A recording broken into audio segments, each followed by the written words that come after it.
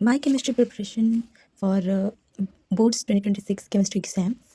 As I said in my previous video, chemistry is going to be perhaps traumatizing, but we can't say, because physics was easier and it was quite lengthy as compared to previous year का paper तो काफ़ी difficult था, but इस साल का paper काफ़ी लेंदी था. सो what kind of preparation I am going to do for my chemistry, let me show you. First of all, physics chemistry part 1. मुझे ओवरऑल मुझे पूरी थ्योरी तो पता है, बट एक बार मैं इंपॉर्टेंट थ्योरीज, जैसे बहुत सारी कुछ इंपॉर्टेंट एकदम इंपॉर्टेंट चीज़ें होती हैं, वो मैं पढ़ लूँगी.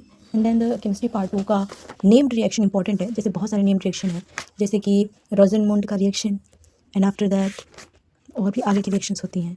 कुछ रिएक्शंस नेम हैं, जैसे कि Balz Schiemann reaction, Gattermann Koch reaction, Grignard reagent की प्रिपरेशन वाली रिएक्शंस, और भी बहुत सारे रिडक्शन एंड ऑक्सीडेशन रिएक्शंस. और इसमें कुछ वो है, जैसे कि कुछ केमिकल्स के industrial uses and industrial preparations, तो वो उन सबको भी ध्यान से देखना पड़ता है. मेथड ऑफ प्रिपरेशन तो ऑब्वियसली इंपॉर्टेंट है, और भी बहुत सारे रिएक्शन, जैसे कि यहाँ पे स्टीफन रिएक्शन, इटार्ड रिएक्शंस हैं.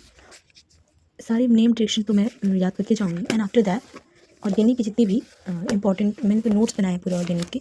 इसमें मैंने पूरे 11th का एक चैप्टर, बाकी 12th का पूरा मैंने लिख रखा है, एंड मैंने प्रॉपर अच्छे से याद करके लिखा हुआ है. रीमेट रिएक्शन मेरे तो बोर्ड्स में, मेरे प्री बोर्ड्स में आया था. रीमेट रिएक्शन, कोलबेस इलेक्ट्रोलिसिस, और भी बहुत सारी रिएक्शंस आई थी, जैसे कि बाल स्कीमन की रिएक्शन आई थी, method of preparation of alkyl fluorides आई थी. And D and F block, ये थोड़ा बेकार चैप्टर है, but we have to prepare for it. Coordination compound बहुत ही ईजी और बहुत ही मतलब अच्छा कॉन्सेप्चुअल चैप्टर है. डी एन एफ ब्लॉक में तो नोट्स ही पढ़ूंगी, क्योंकि नोट्स में अच्छे से, और एनसीईआरटी अच्छा होगा. मतलब डी एन एफ ब्लॉक पढ़ने के लिए एनसीईआरटी बेटर होगा, क्योंकि एनसीईआरटी में मोस्टली चीज़ें दी हुई हैं, और एनसीईआरटी से ही क्वेश्चन बनेंगे theoretical base. So this is going for inorganic.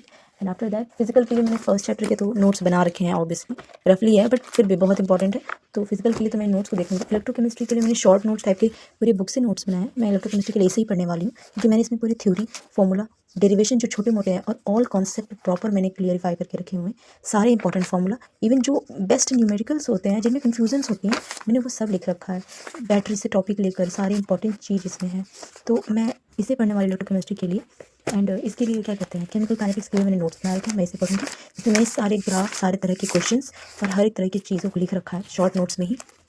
So this is going for my chemistry preparation, जिसमें ऑर्गेनिक का नोट्स, इनऑर्गेनिक का नोट्स मैं पढ़ूंगी, एंड आफ्टर दैट केमिस्ट्री का, एंड आफ्टर दैट ये केमिस्ट्री पार्ट 1 पार्ट 2 दोनों, and my some short notes.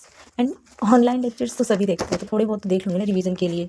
तो ये इतनी सारी चीज़ें मुझे पढ़नी है, एंड इसमें से ऑब्वियसली मुझे 70-75-50% तक चीज़ें पूरी याद है, बट पूरी तरह से एक बार प्रिपरेशन तो करनी होती है. तो उन सभी चीज़ों को प्रिपेयर कर लूँगी मैं पेपर से पहले. एंड देन आफ्टर दैट देखते हैं पेपर कैसा आता है, क्योंकि केमिस्ट्री तो मुझे नहीं लगता डिफिकल्ट देनी चाहिए, बट दे देंगे तो कोई क्या कर सकता है सीबीएसई को. फिजिक्स तो उन्होंने दे ही दिया ऐसा कि कुछ सेट ऊपर नीचे इतना कर दिया था कि बच्चों का देख के एग्जाम में हवा निकल जा रही है. कांड हो गया तो चिल्ला रहे हैं. तो उसके आगे कुछ बच्चे बोल रहे हैं अच्छा जाएगा वहाँ पे सेंटर पे, कुछ बच्चे बोल रहे हैं बुरा गया है. समझ में नहीं आ रहा है कौन सच बोल रहा है कौन झूठ बोल रहा है. हम सच बोले या झूठ बोले ये भी नहीं समझ में आता. समझ नहीं आया कि क्या हो रहा है. बस अपना सेट टू था, मैंने तो दे दिया कि ठीक है यार दे देते हैं. कुछ क्वेश्चंस मेरे भी छूट गए, क्योंकि इतना लेंदी पेपर था, करते करते टाइम खत्म हो गया. अब देखते हैं केमिस्ट्री लेंदी देते हैं, डिफिकल्ट देते हैं, कंसेप्चुअल देते हैं, या फिर अच्छा देते हैं overall. So let's say how it will be going for our chemistry board examination.